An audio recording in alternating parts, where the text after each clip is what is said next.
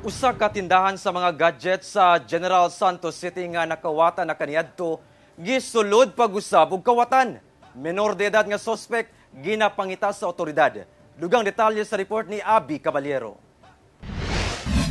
Nahulikam kining usa ka lalaki nga nakasulo og white t-shirt ug dunay tabon sa nawong nga misulod sa usa ka tindahan sa mga gadget sa Barangay Dajangas East, General Santos City pasado alas 5 sa buntag niadtong November 14. Gani gikatingala sa tag-iya ug sa nagabantay sa maong tindahan nga abli na ang kilid nga bahin sa ilang tindahan asa giguba ang plywood nga maumatod pa ang giagihan sa maong lalaki. Hinuon wala matod pay nakuha sa ilang tindahan. Sa bintana sa second floor nga bahin matod pa miagi ang suspect. Iya sab matod pang gipang ablihan ang drawer sa medical clinic nga anaa sa second floor hangtod sa misulod kini sa maong tindahan sa first floor. Atong humok nga plywood mo to ihang na cash lang yun siguro iyang tuyod. Fortunately walay nawala.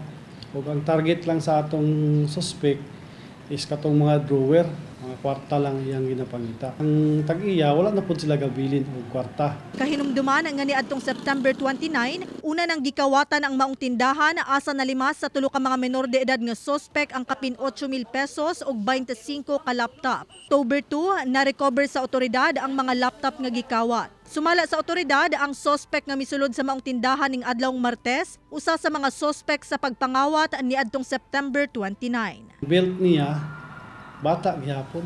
So katong tatlo nga suspect nato, ang duha ato nag-ano naman gid to nga di na sila diri sa tuwa. So ang isa na lang nabilin.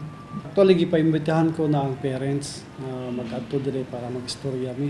Samtang gipahimangnuan na sa kapulisan ang tag-iya sa mga establishmento ug uban pang business owner sa syudad nga kung mamahimo mag-hire gayud og gwardya. Mag-ano sila og security guard bisag gabi ilang. Kay tinuod na natay mga deployments diya. Ginarubingan gid na sa atong patrol car pero kabalo naman pud ta nga ang mga kawatan bantayan pud nila ang pulis. Kauban si Gary Balantay sa kamera. Ako si Abby Caballero para sa One Mindanao.